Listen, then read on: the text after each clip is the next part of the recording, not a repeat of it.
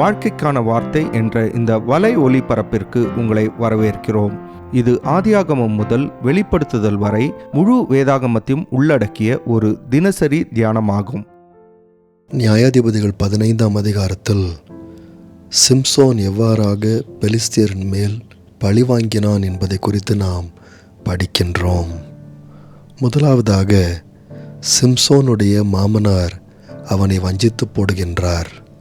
தன்னுடைய மனைவியை பார்க்கும்படியாக சிம்சோன் வந்தபோது அவனுடைய மனைவி ஏற்கனவே இன்னொருவனுக்கு திருமணத்தில் கொடுக்கப்பட்டு விட்டாள் என்று சிம்சோனின் மாமனார் அவனுக்கு அறிவிக்கின்றார்.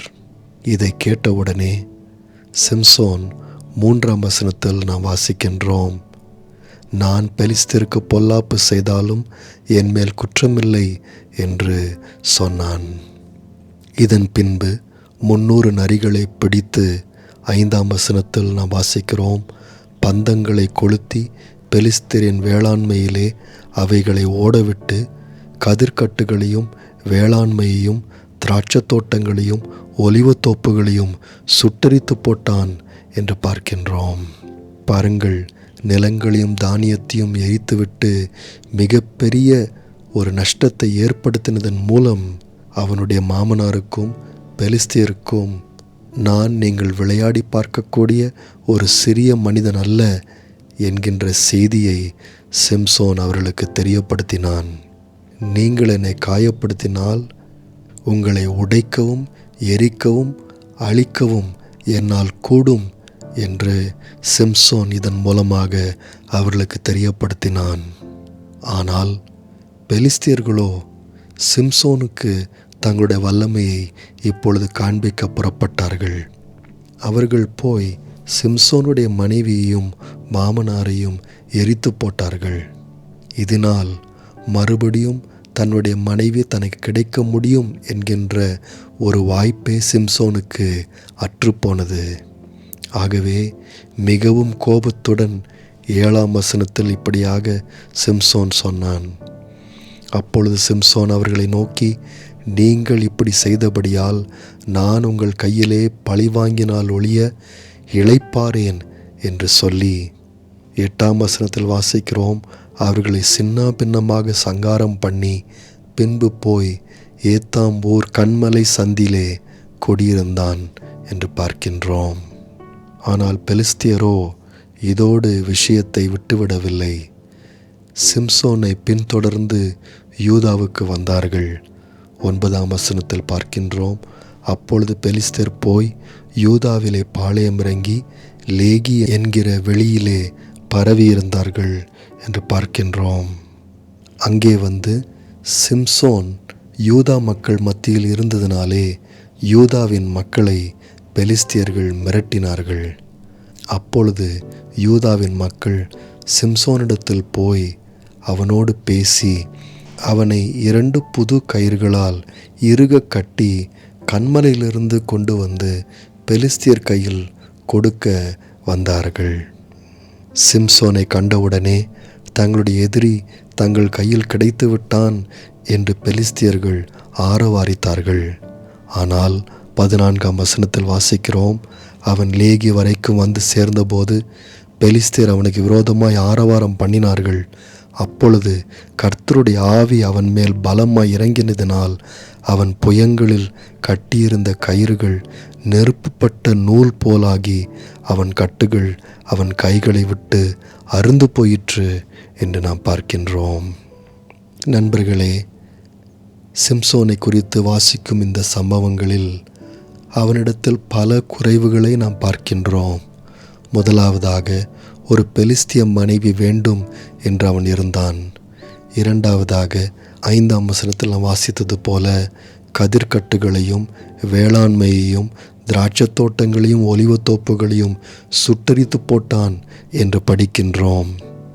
பாருங்கள், மோசே நியாயப்பிரமாணத்தில் யாத்ராகமம் 22:6ஆம் வசனத்தில் நாம் வாசிக்கின்றோம், அக்கினி எழுப்பி முள்ளுகளில் பற்றி தானிய போரையாவது விளைந்த பயிரையாவது வயலில் உள்ள வேறு எதையாவது எரித்து போட்டதேயானால் அக்கினியை கொளுத்தினவன் அக்கினி சேதத்திற்கு உத்தரவாதம் பண்ண வேண்டும் என்று நியாயப்பிரமாணத்தில் வாசிக்கின்றோம்.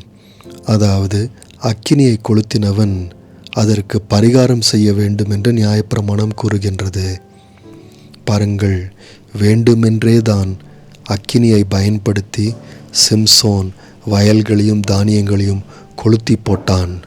ஆனால் எந்த பரிகாரமும் அவன் செய்யவில்லை. மூன்றாவதாக, இதை காட்டிலும் மிகப்பெரிய ஒரு தவறை சிம்சோன் செய்கிறதை 15ஆம் வசனத்தில் வாசிக்கின்றோம்.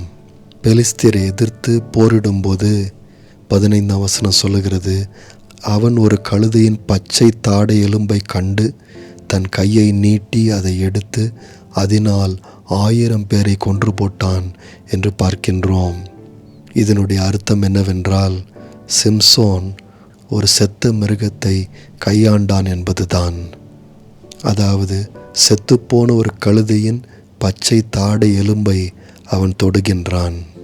பாருங்கள், எண்ணாகமம் 6ஆம் அதிகாரம் 1-21 வசனத்தை வாசிக்கும்போது, நசரேய விரதம் எடுத்தவன் கண்டிப்பாக மரித்த சடலத்தோடு கூட தொடர்பை ஏற்படுத்தக்கூடாது என்று சொல்லப்பட்டிருக்கின்றது.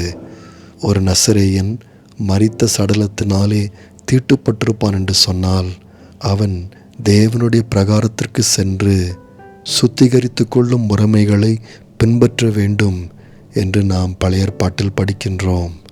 ஆனால் சிம்சோனோ 2வது முறையாக மரித்த சடலங்களோடு கூட தொடர்பு ஏற்படுத்தி தன்னுடைய நசரேய விரதத்தை உடைத்து போட்டான் என்று நாம் பார்க்கின்றோம்.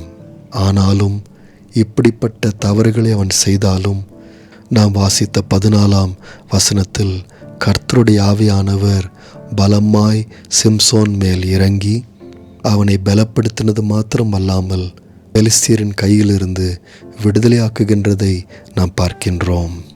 இதற்கு அடுத்தபடியாக 19ஆம் வசனத்தில் பெலிஸ்தியரோடு நடந்த யுத்தத்திற்கு பின்பாக அவன் தாகம் எடுத்து கர்த்தரை நோக்கி ஜெபித்த போது 19ஆம் வசனம் சொல்லுகின்றது, அப்பொழுது தேவன் லேகியில் உள்ள பள்ளத்தை பிளக்க பண்ணினார், அதிலிருந்து தண்ணீர் ஓடி வந்தது, அவன் குடித்தபோது அவன் உயிர் திரும்பி வந்தது, அவன் பிழைத்தான் என்று பார்க்கின்றோம். இது மாத்திரமல்லாமல் இந்த சிம்சோன் நசரேய விரதத்தையே உடைத்து போட்ட பின்பும் தேவன் அவனை தொடர்ந்து இஸ்ரவேலின் நியாயாதிபதியாய் வைத்திருந்தார் என்று நாம் பார்க்கின்றோம். 20ஆம் வசனத்தை வாசிக்கும்போது, அவன் பெலிஸ்தரின் நாட்களில் இஸ்ரவேலை 20 வருஷம் நியாயம் விசாரித்தான் என்று பார்க்கின்றோம்.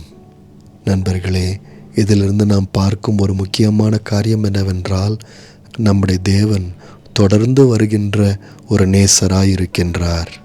நாம் அவரை விட்டு விலகி தூரமாய் போனாலும் அவர் நம்மை துரத்தி பிடிக்கின்றார். ஏனென்றால் அவருடைய அன்பு நித்தியமான அன்பாய் இருக்கின்றது.